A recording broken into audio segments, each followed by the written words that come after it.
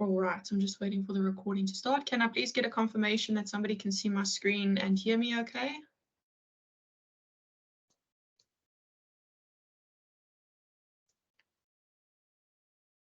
Perfect, great. Okay, so let's start with a question up at the top. So we've got somebody asking if they can ask a few questions about project 4. That's fine. Then we've got another one about project 2 and whether the marks are still being done. Yes, so I know that both on Potch and on Vol campus, we are still working with project 2 mark queries.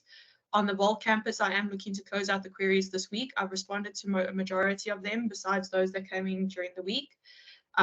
So we're just busy finalizing those out. If you haven't gotten your queries in for project 2, please get them in now because they're closing at the end of the week. Then there's a question from Ivan around the portfolio of evidence.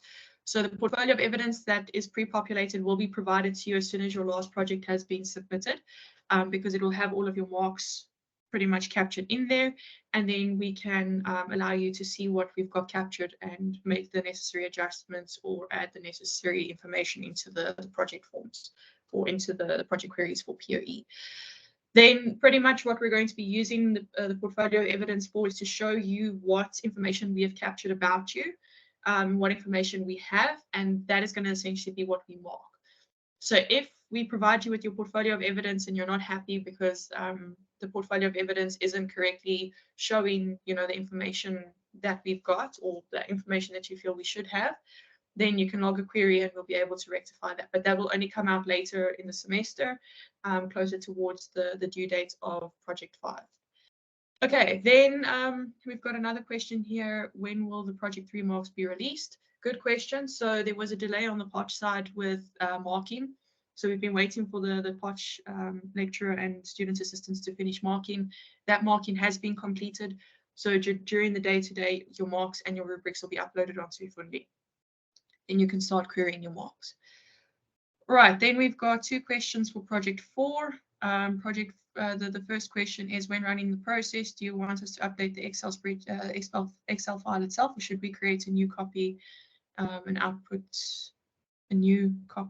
file rather? You can update the Excel itself because that Excel is going to be what you submit back for us to actually be able to see what your test results were.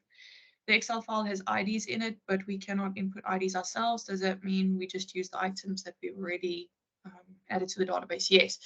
So those IDs are essentially just to show you which items you are currently busy capturing and how many you need to capture. You don't need the IDs necessarily because the IDs are being auto-generated in the back just to make sure that nobody deletes one another's stuff. So that should be fine now. Also with project 4, I know the web app went down. There have been quite a few global outages in the Microsoft stack this week. So the latest was Outlook yesterday or last night. I believe that's been resolved. So that has also affected the web application. We logged a call with Microsoft and got the form back up and running. So the web application is now running again. You should be able to continue with your project. If it isn't, then please feel free to answer or send any emails. Those of you who haven't received an update or a response from me based on the web application that wasn't working, this is my update to you to say that it is working. Then we've got a question from Brian about project 5 being optional. So project 5, I wouldn't say is optional. Considering the content that we're trying to cover in this course, I don't ever want to see projects being categorized as optional because I think there are valuable lessons that you can get out of doing this project. The perception around project 5 is that if you did very well in your project 1 to 4, in theory, your project 5 mark wouldn't necessarily matter, or it could, increase, and then your lowest mark would fall away. In essence, your lowest mark will fall away for the project 2, 3, 4, and then 5. Between those 4, the lowest mark will fall away. I would still suggest going through the classes, seeing what it's about, because I don't think there's going to be a situation or a job that you find one day that isn't going to require you to do some form of reporting. So understanding the basic concepts around it is actually a really good idea.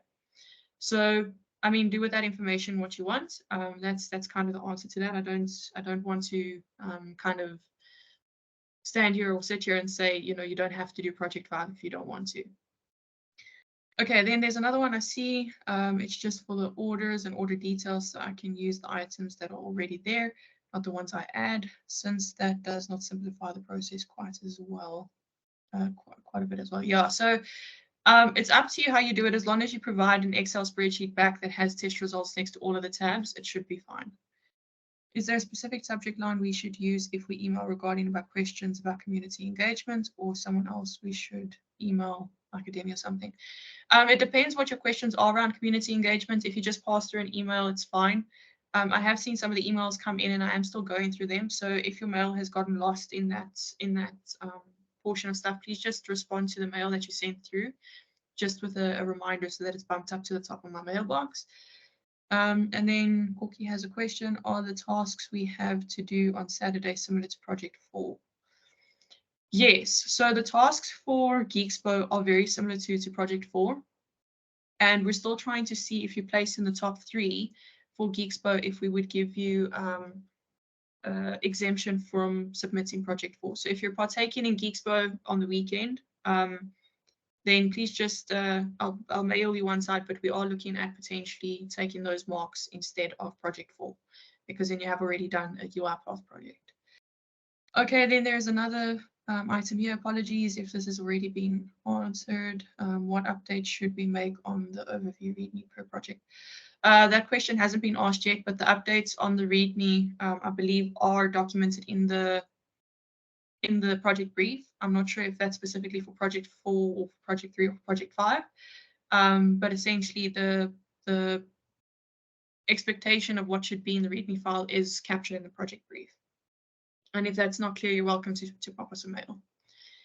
Okay, guys, I see that's pretty much the extent of the questions that we have up until now. I do want to just bring your attention to the video that Prof. Kutsia has put onto YouTube.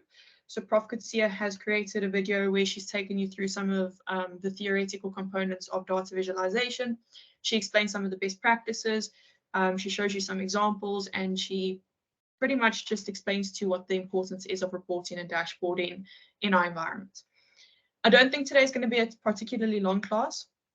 I do just want to show you some of the things that we have done from an industry perspective, and I want to take you through some examples.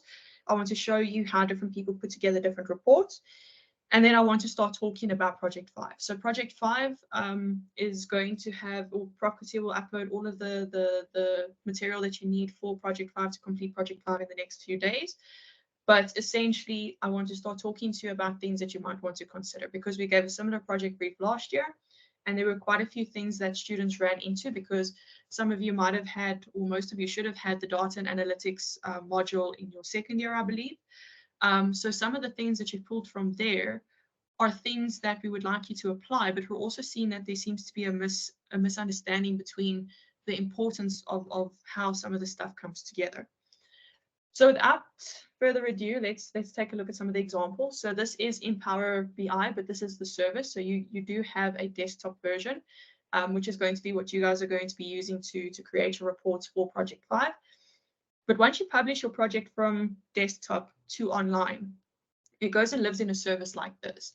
And the service is just as interactive as the desktop version, but you can actually share this version across different people, across different business units, and different people can interact with your report. So the idea is that you would have a set of filters, and you would have a set of KPIs, key performance indicators, and you'd have some very high level information that shows you the metrics that you're trying to evaluate, but in a way that makes sense. So for this kind of illustration where we're looking at male and female, it doesn't make sense to make it a line graph, because if you're going to have a line graph, you can't necessarily just click on male or female and have that filter down onto the rest of your Power BI report as it does here. That's the nice thing about Power BI. You can actually interact with your reports like this. So this reads as you've got 326 sales executives in the company. You've got all of those people that work in the sales department. 194 of them are male and 132 are female. Here you can see what the age dispersity is of them, and here you can see what the education, the number of years of education and the different fields that they study or studied essentially are kind of categorized as. So here you can start seeing that you've got quite a few medical employees in this company, but very few of them are actually in sales. You've got more marketing people in this kind of environment, specifically working in sales. So there's a lot of different ways to interpret data that you're seeing on a report, and this is the kind of stuff that you need to keep in mind.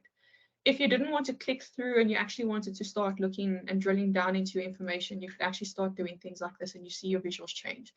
So this is the difference between using a filter versus actually using, you know, interactive items within your, or an interactive functionality within your report. So now when you've now drilled down on HR, you get just HR related information. You can now see on an HR level how this actually changes. Same with if you had to take that off and you wanted to look at things like performance rating. Now give me a second, I managed to crash it. There we go. Okay, let's do performance rating. So if you were to look at how a person was performing based on 3 or 4 scale of 1 to 4, 1 being good, 4 being poor, you could then actually see that you've got really average employees or just above average employees. And this is kind of the stats that they're putting through. You could do it by job role as well. So if we wanted to look at healthcare representatives, you could see kind of, you know, how the representation and the graph changes and the information that you're getting changes as well. So that's something that is quite important to remember when you're putting together your report for Project 5, because there's a few elements that you need to consider. You need to consider the data that you're using. You need to consider how you're going to represent that. You need to consider your target audience. So who are you trying to show what to? When you're talking to executives, you want to show them very high level numbers. They don't necessarily want the detail. They literally are going to be looking at these things up top here. When you're working with middle level management, they're going to start wanting to understand this kind of information. When you're working with the very low level technical detail, you're going to want to break that up even further. So when you're creating your Power BI reports, you're essentially wanting to create a very granular level of detail depending on where exactly in this hierarchy your target audience is sitting. So this would be relevant to somebody who's looking at you know, more detail orientated information. If you're looking at somebody who wants to understand the very detail around performance, this is essentially a dashboard for them. The executives wouldn't necessarily want to understand, you know, what the employee sentiment, the sentiment is, but they want to understand how the company is doing. So this is now why I'm trying to show you that there are different target audiences that you need to keep in mind when you're developing these kinds of reports. So if we go through this from top to bottom, this first page is supposed to be the highest level page that you could get. It shows you everything that you need to know from a high level. And as you go down, you're starting to break into very core pieces of how this starts to fit together. So an exec might want to see the employee overview. The HR executive might want to see how HR is being formed. So from a very high level, you know, how many departments do we have? How many people do we have coming in and going out? You know, coming in as new employees, leaving as ex-employees. How many people do we have over 18 and how does that split in our organization look? So this essentially shows, you know, what different departments you have, and then from those departments, what roles are being, or what specialities, if I can put it that way, are being focused on. And then the size of the node shows how many employees are grouped like that. Then you can go into it even further. You can see some employee service. So this is now where we start to train things. So line charts are really good when you're starting to try train things over time. This is now when you're starting to try compare and find, you know, where the centerpiece is of different categories. So in the business, you can see that most time is being spent on research and development and then sales and less on human resources. This shows you that it's not a very healthy business because the people aren't necessarily being exceptionally cared for. In some businesses, depending on the strategy, you might actually be able to see that, you know, you'd want more or less an even split. So as you can see, there's a lot of information that you can pull from these reports, and that's the reason we put these reports together. This is why we refer to these kinds of things as business intelligence reports. As we go down further, we can start looking at expenses, where here you can see where the expenses are being spent on. This is something that the finance execs might look at. So as you can see, these KPIs up top here change based on the view that we're looking at. You're not necessarily keeping the same KPIs everywhere that we're looking.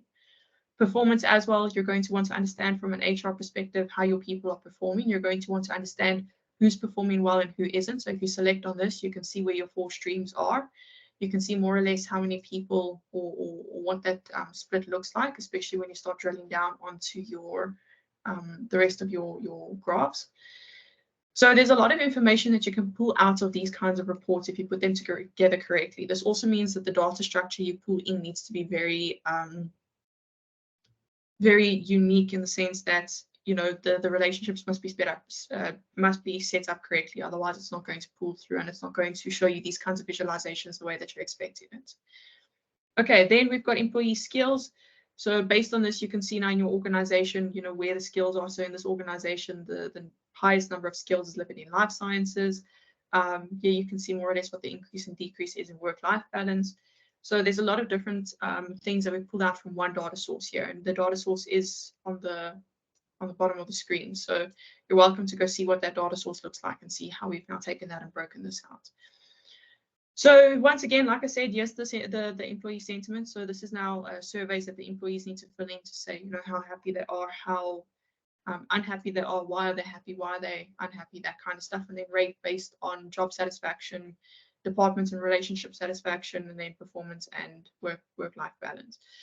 So this is kind of just an example of how you put together reporting, the different kind of forms that it can take, and how you can actually bring information out of a report. What I want to show you now is more or less what we're going to be expecting from you for your project 5. And this is also, once again, in a work context setting. So this report over here that I showed you was a report that we put together for some clients a while ago. And we used that as a proof of concept to show what we could actually do with their HR data without actually exposing any personal information. So still complying with POPI. Now, this over here is slightly different. This report that I'm showing you is based off of telemetry data. This telemetry data is built into a whole bunch of different automations that were built. And this telemetry API that was essentially built records, you know, how much human time it would have taken for a person to actually execute the processes that were executed. How long did it take the automation to run? What is the time saving or the difference between the two? And then there's a few other things in there as well, like what is the benefit that has been realized? What are the errors that have been found, or what errors we're running into? Are there any naming issues? Is there any data quality issues that need to be taken care of? So on and so forth. So this is very automation specific, and it was developed as part of our offering at Dimension Data. So this is something that is currently used in production. This was what we developed in desktop, and we've then published it online, which now looks like this. So I'm going to walk you through this because this is a really cool implementation of, you know, what I'm hoping you guys will be able to do with Power BI reports at some point. If you go look on the webs, you'll see there's quite a few different blog posts that you could use to get fancy with the way that you start filtering and kind of utilizing your full real estate on Power BI. But there's a few things that you might want to just look at first. So you'll see in your project brief, you're going to be asked to develop reports on 3 different levels. It'll be high level, medium level, and then low level. Your high level is essentially something like this. We just want to see high level KPIs. There are a few KPIs that we'll provide, and then we'll ask for a graph or 2. This is essentially what we're looking at. We were looking at very high level information that you would need at an exec level. We don't want the person who's looking at the front high level page to need a lot of understanding about the technical detail of the problem you're trying to solve to be able to interpret the report that you put down. That's the whole purpose of the KPIs. You want to have just call out values that will make sense to them. The reason they come into the report is just to see those call out values. They don't want to click through different graphs and sum a whole bunch of stuff up to be able to get those answers. They want those answers to be visible quite quickly. So if we go into the filtering tab over here up at the top, there's a few different things that you can filter on. So we could also select, let's do daily checks. And you'll see that will have an impact on the visualization. Then this is now the main screen. The way that this reads, so that just to give you context, is that it would have taken a person 59 days to execute these processes that are selected over here. The automations that were built to actually execute these processes ran in about 4 days, and there were 55 days left over. So this counts as the time saving. 55 days were saved, as in, you know, 55 days were not necessary, and that then gives you an efficiency improvement of over 1,500%. So this then means that it made sense for the automations to be implemented into these processes, which is quite cool. This report over here just shows you what the difference is between human time execution versus automated time. And then this you can see over time, you know, between January and December, how the split was run. So this is something that an exec would want to see based on the filters that they've selected. As I showed you, you can have a filter drop down that kind of works with bookmarks. Then you can go to your automation status, and this will now be the next level of information. So now we're looking at the middle level. This is now where we actually want to understand, how many failures there were, how many successes there were, so on and so forth. And in this case, of those processes that we selected, 131,000 processes were run. There were 129,000 successes, 2,000 failures, and then you can see what's broken up in queue successes and queue failures. So on this side, we can see what's succeeded and failed from a process perspective. On this side, we can see what succeeded and failed from a queue perspective. Then if you go to the automation audit, this is now where we actually go down into the very low level detail. So this is now where your operational team would come in, and they would try to understand what errors were actually encountered. So here they can break down and see, okay, but we've got timeout exceptions. You can see exactly what the issue is, so on and so forth, and you can see how often that occurred. So if you click on this, this will show you more or less how often these occurred as well. So if there's any Microsoft outages, you'd be able to see that, so on and so forth. So this is what I'm trying to explain now from a high level all the way down. Like every level, you're trying to dig deeper into the information and show a little bit more about what's relevant. Then there's data quality, which is pretty much just used to show if there's any issues with naming conventions or so on and so forth. So guys, I'm hoping this showed you how you can use different visualizations to kind of illustrate different information, and also to kind of break down the data in different levels. Even if you have, all these different data sources, you always kind of want to look from the top down. Same with when we were looking at the architecture patterns. You want to look at, or your architecture styles really, you want to start from the top and then look all the way down, and then start breaking it into more detail as you go forth. Okay, so that's the practical kind of elements that I wanted to talk to you about in today's class. I see the chat is lighting up with questions, so I'm going to go back there. If you have any questions about the work I've just covered, please feel free to ask them in the chat. After this, please also use the time to go watch Prof. Kutsia's video about the work as well. Okay, I've got a question here. Please check your emails after class. So I do have a full-time job, so checking my emails all day, every day is a bit difficult. I've set some time aside this afternoon to get to your emails because I have a few meetings today. So I will still check and respond to the emails during the course of the day. Okay, publish our process to Orchestrator. I don't really understand it. Does that mean others can see it? Okay, so when you publish a process to Orchestrator for project 4, it doesn't mean other people can see it. It just means that you can run it without it necessarily running from your computer. So that's now when you can set up schedules. You can set it up to run at different times or run at specific times. Whereas if it's only on your computer, you need to click run. It's not that other people will see it. It's just that that's the orchestrator is used to kind of monitor and manage your automations. You're only working with one automation here, so it doesn't seem like a lot of overhead to have to, start a process from your computer. But think about it if you had 10 or 50 or 100 processes that you were trying to orchestrate. Having all of those run from your computer and you didn't have the orchestrator to start those jobs for you would be a lot. So that's why we use the orchestrator. It is a really good exercise to learn how to use it. So I would definitely suggest that when you're done with your process, publish it to the orchestrator. Okay, and then there's a question, is there a way to automate my email to auto respond to certain people with whatever the professional version of Buffer being and trying to cause drama is? Yes, you can do that with UiPath. There is also a ChatGPT API. So if you wanted to, you could chuck that response into ChatGPT and then add that body back into your emails. That is the kind of stuff that UiPath allows for, and it's also the stuff that Power Automate allows for. So just before I publish the portfolio of evidence docs to you guys, I actually want to create a video that shows you how I use Power Automate to do something similar to that. So I know you guys have, kind of been interacting with us quite a lot through the project Mark queries form. And I would actually like to take you guys through what we've done there, because we've used the Microsoft stack to try automate a lot of that as far as possible. That's why we urge you guys to use that form, because that form that you've got has a Power Automate flow behind it that actually goes and sends the query to the right lecturer to go deal with. And then we actually get the emails. That's the auto response that you get as well. So we have all the information, we have all the links, all the documents are stored, so we can actually then manage your queries. So we've been using Power Automate and Power Apps quite a lot in the back end of this module this semester. And I'm hoping that I'm going to get some time to create a video to explain to you guys how we did that, because I think some of you might actually end up going into the workplace and using Power Automate or Power Platform, especially if you enjoyed the UiPath project. I think the Microsoft offering kind of came to compete with UiPath not too long ago. The Power Platform is supposed to be a kind of a all-stop shop for citizen developers. So you can create apps, you can create automated flows, you can create Power BI reports. So Power BI is actually part of Power Platform. And it's actually a really cool tool to use. It's not always friendly, especially if you're used to UiPath, but it does do the job. So I'm hoping that we can provide some extra content before the end of the semester is up for those of you who are going to be keen. UiPath will always be my favorite. Obviously, I have some very strong bias towards UiPath.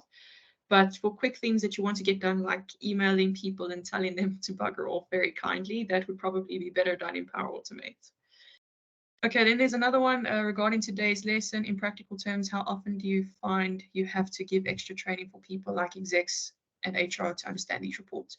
So this is actually a really good question, because I find myself trying to explain this to a lot of our devs as well.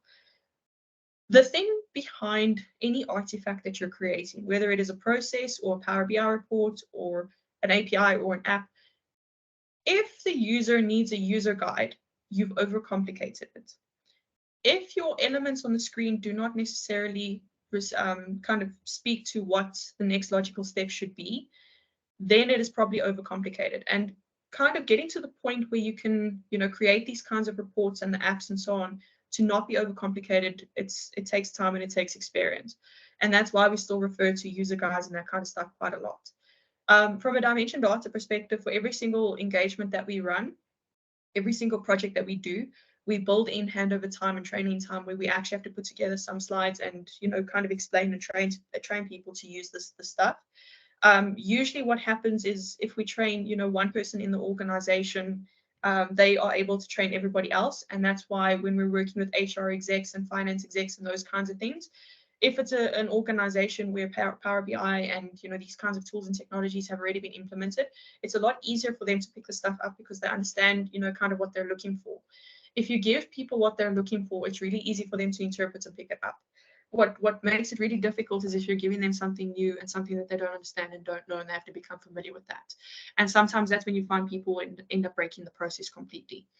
So to answer your question, you said how often do we find that we need to give extra training? Extra training we don't necessarily find that we have to give, but we do build it into our contracts that we give at least 4 hours worth of training, or at least maximum, I guess, maximum 4 hours of training based on the training requirements. So do we need to train one person or do we need to train the different levels? What makes this a little bit more complicated now is that our world is shifting. And I think you guys will see this now when you start to go into the workplace as well. We're no longer just working with developers and execs, we're working with citizen developers. So now we actually have to train people to put these reports together themselves. So they might have been an HR exec for 10, 15 years, and now they need to actually start learning to put the stuff together themselves. And this is now when things start to get tricky, because now you've got to teach them the technology, you've got to teach them kind of the concepts behind it, and then they've got to start putting the stuff together. So when we're looking at that kind of training, it takes a lot longer. But just to get people familiar and to get some change management done, it's usually about 2 to 4 hours. Okay, then, ma'am, I have a question about the activities in UiPath Studio. There's a particular one that doesn't show up on my dashboard, namely for each data row in data table. In the programming tab, mine doesn't show. How can I install it? I tried updating my packages, but it still doesn't show. Okay, this sounds like you might have Studio X. So maybe just check if you have Studio installed or whether you've got Studio X installed. If you have Studio X installed, that might be why, because Studio X is for citizen developers. If you have UiPath Studio installed, then we just need to check if you created your project as a legacy Windows project or a Windows project, because that might make a difference. And then we also just need to check if you're using modern or classic design. But maybe drop me a mail or drop me a Teams message and we can debug that. Okay, I see somebody responded. You first need to read from the Excel. Okay, yeah, that's correct. Okay, I'm not answering the option 5, the P5 being optional. I see that's also already answered. Okay, so projects 2 to 5 are optional, or not really optional, but those are where the lowest mark will fall away. Project 1 is mandatory. I see that's also explained in the chat. your P4 marks you need to submit for P4 first. So that's going to be a whole thing. We can't give you your marks before you've submitted, and I think the due date is the 19th. P3 will be out today. Okay, when are we getting P3 marks? Okay, yeah, no, that's fine. Sorry. Okay, later today. Yep. Cool, ma'am. What should we do if our Azure subscription has expired? If your Azure subscription has expired, you've got problems. Although you shouldn't be needing your Azure subscription because everything else now is working off of my subscription and UiPath. So you shouldn't need your Azure subscription any longer. I see there's some debugging happening. So what happens if over a short period of time GitHub turns the repo into a public one, whereas when you created it, you said it's private? GitHub won't do that automatically, Faith. I think that was your setting. If that did happen, I'm not sure entirely what that means. I don't know if it's a project that's already been submitted or one that still needs to be submitted.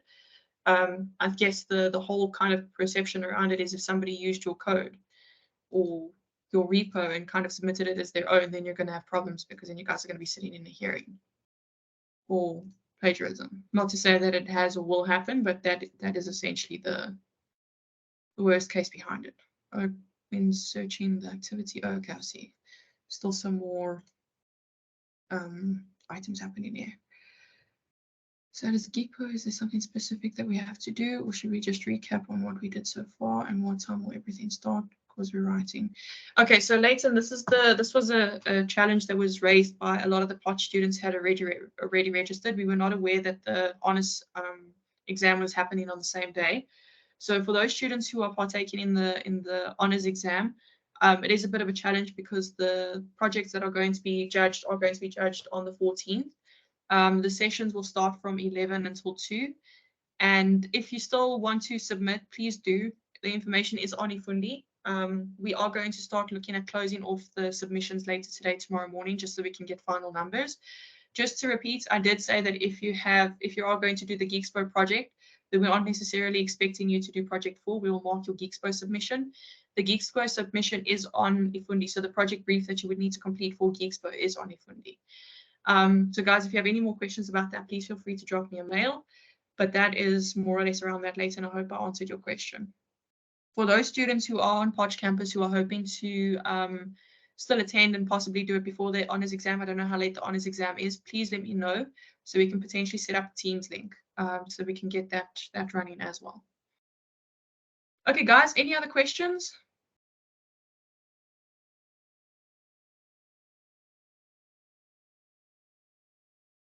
Cool. If we don't have any questions, then we can close the session. Thanks, guys.